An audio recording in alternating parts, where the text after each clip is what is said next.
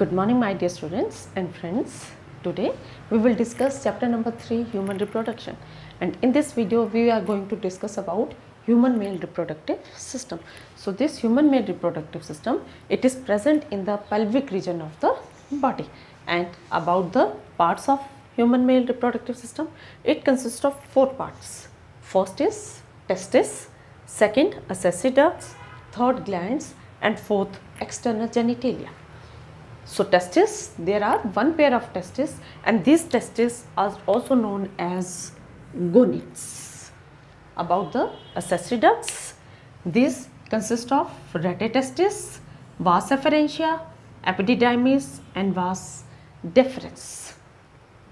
Now glands are of 3 types: seminal vesicles, prostate glands, corpus glands. This corpus glands is also known as bulbourethral gland. And fourth part is external genitalia, that is, it consists of penis. Now talking about the testes, so these testes, they are present outside the abdominal cavity in a pouch, and this pouch is known as scrotum और scrotal sac. इनको हम इस तरीके से compare कर सकते हैं कि जैसे हमारे पास कोई एक बैग है और उसमें हमने एक बॉल को रखा है, तो वो जो बैग है that represents the scrotum and the ball is representing the testis. और इन स्क्रॉटम में टेस्टिस के प्रेजेंट होने का क्या पर्पस है, क्या उद्देश्य है, वो क्या है कि जो ये स्क्रॉटम है ये टेस्टिस के टेम्परेचर को लो रखता है बॉडी टेम्परेचर से.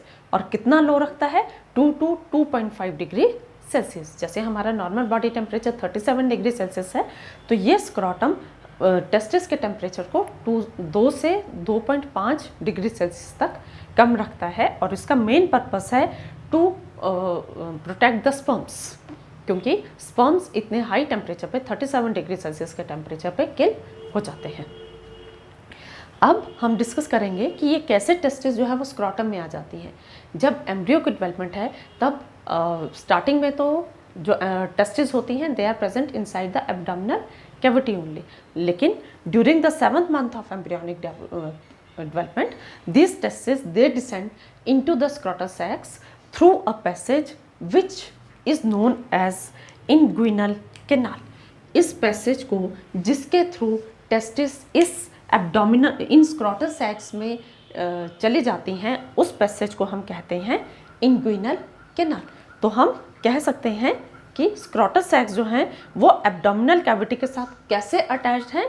Through this inguinal canal. And each testis is also attached to the wall of the scrotum by gubernaculum.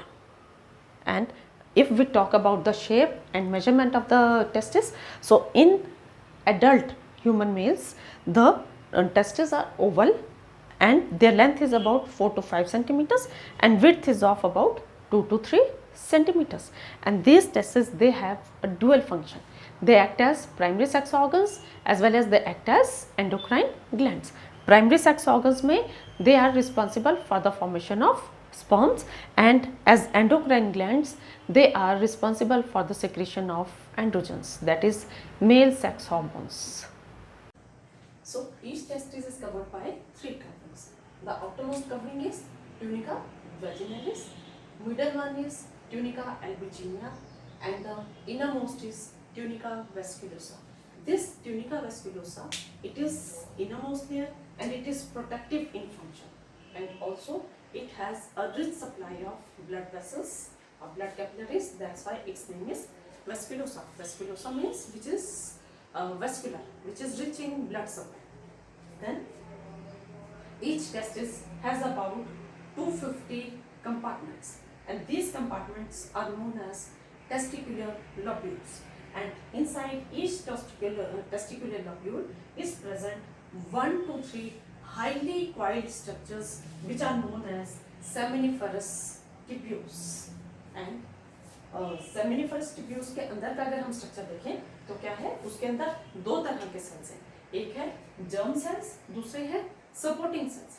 Germ cells को हम स्पर्मेटोगोनिया भी कहते हैं और सपोर्टिंग सेल्स को सर्टोलाइज सेल्स कहते हैं. स्पर्मेटोगोनिया का काम क्या है? उनका काम है स्पर्म्स को प्रोड्यूस करना by the process of meiosis, so that they have n, that is haploid set of chromosomes, and these Sertoli cells, they are called Sertoli cells after the name of their discoverer. What is their function?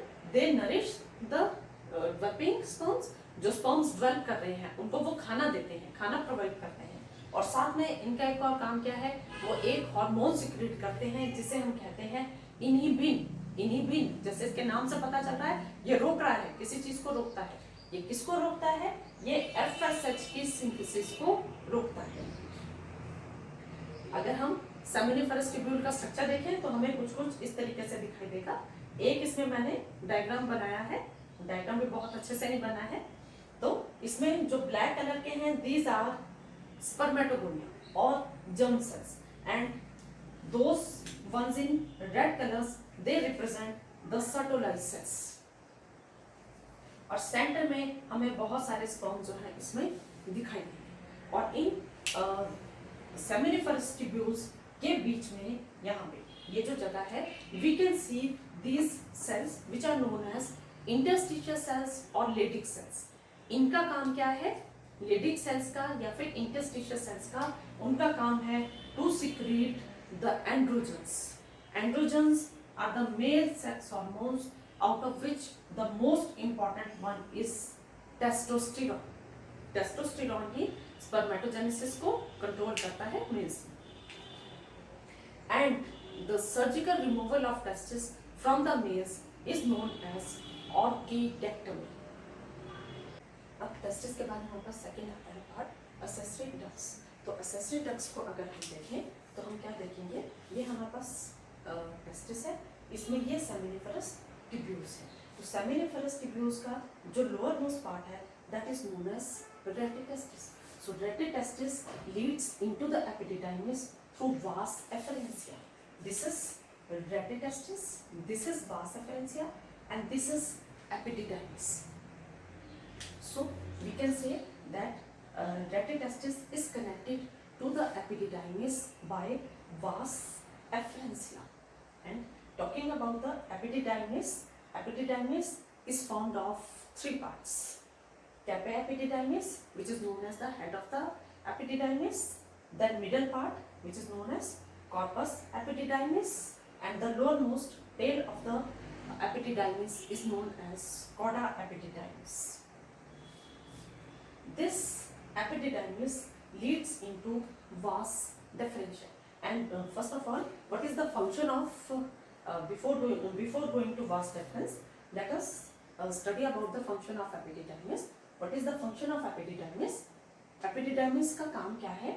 एक तो ये जो यहाँ से seminiferous tubule से sperms बन के आ रहे हैं, उनको ये स्टोर करके रखता है और उनको नरिशमेंट, उनको खाना देता है, उनके डेवलपमेंट के लिए उनको नरिश करता है।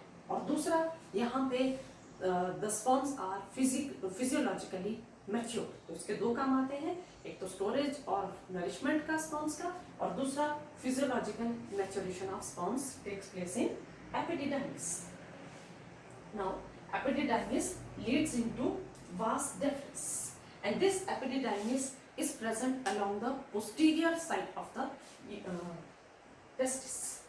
This epididymis is present along the posterior side of the testis. उसके पीछे की तरफ को present होता है। अब एपिडिडाइमिस से वास डेफरेंस शुरू होता है, जो एक बहुत लंबी सी पाइप लाइक स्ट्रक्चर है, और ये वास डेफरेंस क्या करता है? It ascends through the abdomen. Abdomen में ये ऊपर की तरफ चलता है and loops over the urinary bladder. यहाँ पे ये यूरिनरी ब्लैडर ड्रॉ किया गया है, इसके ऊपर आता है ये, वहां पे इधर ऊपर आने के बाद it receives a duct from seminal vesicles. Seminal vesicles जो ग्लैंड्स हैं, जिसके बारे में अभी हम इसके बाद आगे पढ़ेंगे, उनसे ये एक डक्ट रिसीव करता है और ये यूरिथ्रा में खुलता है एज इजैकुलेटरी डक्ट। तो इन डक्ट का काम क्या है? इन डक्ट का काम क्या है? ये जो भी हमने डक्ट्स देखी हैं, इन सब का काम क्या है कि ये टेस्टिस से स्पर्म्स जो आते हैं उनको स्टोर करके रखते हैं, और दूसरा काम इनका क्या है, they transport the sperms from the testis to the outside through the urethra. इनका काम क्या है, जो स्पर्म्स टेस्टिस के अंदर बन रहे हैं उनको स्टोर करके रखना और उनको बाहर भेजना। कहाँ, किसके थ्रू, थ्रू द यूरिथ्रा। इससे नेक्स्ट पार्ट हमारे पास आता है एक्सटर्नल जेनिटेलिया। तो external genitalia in males is known as penis, and it is a special type of tissue which helps in insemination. Insemination, what is insemination? Insemination is the transfer of semen or sperms into the vaginal tract. So it has 3 columns of erectile tissues which help in the erection of the penis. So they are dorsally placed corpora cavernosa, which are 2 in number, and ventrally placed corpora spongiosa, which is 1 in number. And talking about the sexually reproductive glands, there are 3 glands which are seminal vesicles. Then these are a pair of seminal vesicles, a pair of prostate glands, and a pair of corpus glands. So what are seminal vesicles? They are homologous to the uterus in females, and they secrete a seminal they secrete a fluid which is known as seminal fluid, and which is alkaline in nature. ये alkaline होता है, इसका जो pH है वो 7 से ज़्यादा होता है, और इसमें क्या क्या होता है, फिब्रिनोजन है, फ्रक्टोज है और प्रोस्टाग्लैंडिन्स है। फ्रक्टोज क्या करता है, it acts as an energy source for sperms, और प्रोस्टाग्लैंडिन का काम क्या है, it stimulates uterine contraction in vaginal tract. यहाँ पे एक ध्यान देने वाली बात यह है कि ये जो फ्रक्टोज है ये शरीर में और कहीं भी प्रोड्यूस नहीं होता है, सिर्फ और सिर्फ सेमिनल वेसिकल्स ही इसे प्रोड्यूस करते हैं। इसका मतलब है कि इसे सिर्फ हम सीमन में ही नोटिस कर सकते हैं, सीमन के अलावा ये फ्रक्टोज बॉडी में और भी कहीं नहीं बनता है। Second gland is prostate gland. This is almond shaped gland which is present around the urethra. इसकी सिक्रीशन जो है वो स्लाइटली एल्केलाइन होती है, और इसमें क्या क्या होता है, कैल्शियम और एंजाइम होते हैं इसके अंदर। इसका काम क्या है, इसका काम है neutralize the acidity of vaginal secretion. जब स्पर्म्स वेजाइना में जाते हैं तो वहां पे अगर स्पर्म्स को उन्होंने बचाना है उसकी वेजाइनल सिक्रीशन की एसिडिटी से, तो ये प्रोस्टेट ग्लैंड की जो सिक्रीशन है वो उसकी एसिडिटी को कम कर देते हैं, और दूसरा ये स्पर्म्स को मोटिलिटी देते हैं, जिससे स्पर्म्स आगे आगे दौड़ते हैं, भागते हैं, और फर्टिलाइजेशन के प्रोसेस को फैसिलिटेट करते हैं, मतलब उसमें हेल्प करते हैं in the union of sperms and the ovum. Third gland is corpus glands. These are present here, and these are also known as bulbourethral glands. इनकी सिक्रीशन भी एल्केलाइन सिक्रीशन होती है, जो क्या करती है, जो यूरिन की एसिडिटी को न्यूट्रलाइज करती है इन यूरिथ्रा। यहाँ पे मेल्स में जो यूरिन आ रहा है उसकी एसिडिटी को ये कम करती है, और साथ में इसका एक और काम क्या है, it also helps in the lubrication of penis for the act of copulation and the secretion of all these 3 glands, that is seminal vesicles, prostate gland and corpus gland, that is known as semen. So this was all about the male reproductive system. I hope आपको समझ आया होगा। Next video में female reproductive system के साथ मिलेंगे, तब तक के लिए अपना ध्यान रखिए, स्वस्थ रहिए।